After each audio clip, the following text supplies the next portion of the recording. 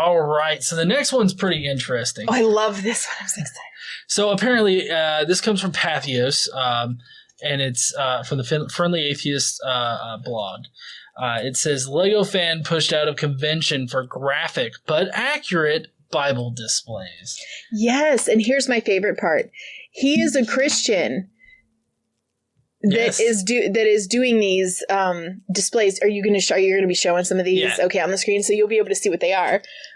So I think it's really interesting because he was doing, pretty accurate to Bible descriptions of what things are, and apparently that's too graphic to be at a Lego conference. Oh yeah, I would think so. I mean, everything in the Bible is pretty graphic, but apparently the organizers were only concerned about 5 of the 12 scenes that contained a naked Adam and Eve and other naked figures with Lego tile bricks acting as breasts. Yeah, that is actually my favorite part of. Can you pop up the Adam and Eve one right now? Like her boobs. Are the best part of this whole entire thing right here. Just because they're just like flat discs on her chest. Yeah. But they're big. They're giant. They're giant. Apparently Eve was well endowed. Yeah. I mean, honestly, Adam knew exactly what he wanted. And when God was fashioning it, before he knocked Adam out, he was like, "You want big titties?" And I was like, "Hell yeah, I want big titties." Mm-hmm. What are titties? What are titties? He wouldn't have known. But anyway, maybe he's from Texas. Bigger is better. Probably. Sure. Let's see. There was also a bloody scene of David's defeat of Goliath. If you don't know, David cut Goliath's head off. And so it's like, you can see it on the screen now. It's David holding Goliath's head and the bloody body. The blood. Yeah, of Goliath on the ground. And then there's also Abraham about to sacrifice his son on an altar with a knife, and apparently, this one's not shown, but apparently there was also a soldier in King Solomon's court about to cut a baby in half. If you guys don't know that particular story, Ex-Cult Baby recently did a little Bible study on that particular passage. Oh, okay. Yeah, so that'll be linked down in the description too. Definitely go there, listen to it, and let her know that we sent you. And we'll eventually get to that story. Yeah, we will, eventually.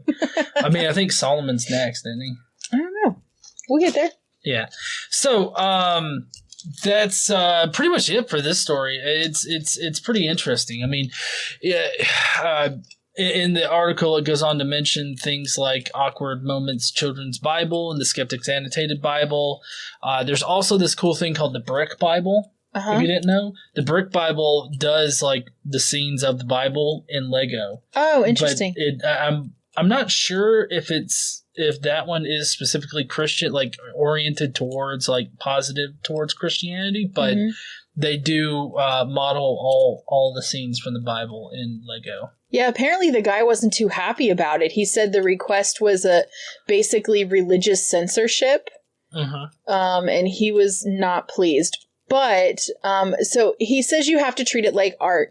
You can't say the Bible is not fit for children. I'm going to say it right the fuck now. The Bible is not fit for children. That's why you have children's Bibles, which, if you ask me, really aren't fit for children either.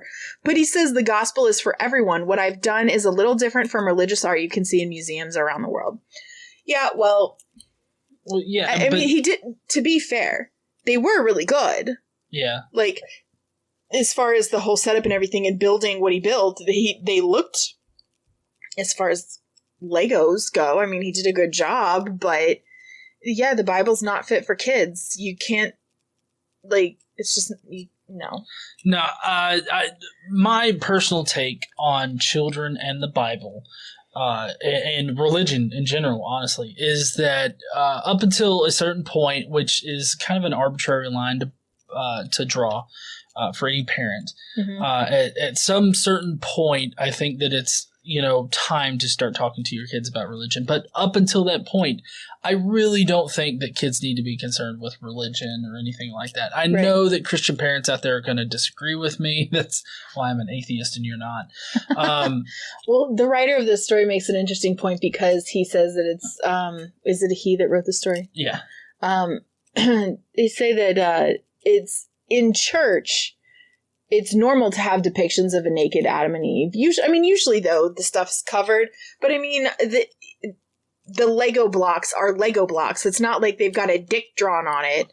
No. You know what I mean? So it's a little bit different, but it says, depictions that are gruesome or whatever in church is totally normal and would be standard for kids. Yeah. But that it's too bad for a Lego convention. Well, yeah, I mean, if you think about Catholics, I mean, they worship, like one of the things that they have all over the place is Jesus, bloody and, on the cross. Yeah, it's gross. Dying for basically no reason at all. Yeah. Like, there's a reason. But did he really need to choose that particular route in order to accomplish his goal? No. He wanted to because he's a sadomasochist.